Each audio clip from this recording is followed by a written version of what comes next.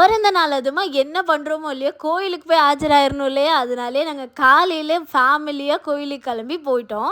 எங்கள் வீட்டில் எல்லாரும் முருகர் பக்தர், அதனால காலையிலே நாங்கள் குன்றத்தூர் முருகன் கோயிலுக்கு போயிட்டு நல்லா விளக்கு ஏற்றிட்டு இந்த வருஷம் எல்லாருக்கும் நல்ல விதமாக அமையணும் அப்படின்னு சொல்லி கடவுள்கிட்ட ஒரு ப்ரேயரை போட்டுட்டு உள்ளே போய் சாமியை பார்க்கலான்னு போனால் கிட்டத்தட்ட ஒரு 3-4 ரோக்கா அவ்வளோ கும்பலாக இருந்துச்சு. ஸ்பெஷல் டிக்கெட் எடுத்துகிட்டு போன நம்மளே வந்து 1 மணி நேரம் வெயிட் பண்ணி சாமியை பார்த்தோன்னா பார்த்துக்கோங்களேன். ஏன்னா இன்னைக்கு முகூர்த்த தேதி, அதனால இந்த கோயில்ல 4-5 கல்யாணம் கிட்ட நடந்துச்சு. அதனால கல்யாணத்துக்கு வந்தவங்க எல்லாரும் பயங்கர கும்பலாக இருந்துச்சு.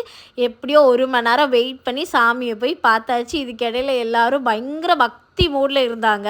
ஆக்சுவலாக இன்றைக்கி டேயில் வந்து ஒரு ஹாப்பி சர்ப்ரைஸ் ஒன்று காத்துட்ருக்கு. எங்கால் வந்து அவசர அவசரமாக வந்து சாமி பாதத்தில் ஏதோ வச்சு கும்பிட்டுட்ருக்காங்க பார்த்தீங்களா, இதை வந்து நோட் பண்ணிக்கோங்க. அதுக்கப்புறம் நாங்கள் சாமியெல்லாம் கும்பிட்டு முடித்ததுக்கப்புறம் நாங்கள் நல்லா பிரசாதம்லாம் வாங்கி எல்லாரும் சாப்பிட்டுட்டு கொஞ்ச நேரம் கோயிலில் உட்காந்து பேசிகிட்டே இருந்தோமா. ரொம்ப ஹாப்பியாக இருந்துச்சு. கோயிலுக்கு வந்து சாமி கும்பிட்டதுக்கப்புறம் நம்ம என்ன பண்ணுவோம், கண்டிப்பாக ஃபோட்டோஸ் வீடியோஸ்லாம் எடுத்துப்போம் இல்லையா, அதனால் நாங்கள் ஃபேமிலியாக ஃபோட்டோஸ் வீடியோஸ்லாம் எடுத்துட்டோம்.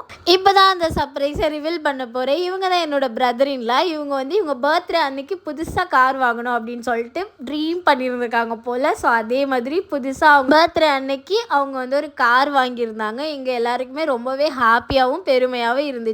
அது கூடவே நாங்கள் வந்து காருக்கு வந்து பாதுகாப்பாக வந்து முருகருடைய வேல் வந்து நாங்கள் கிஃப்ட் பண்ணியிருந்தோம். எங்கள் எல்லாருக்குமே ரொம்ப சந்தோஷமாக இருந்துச்சு.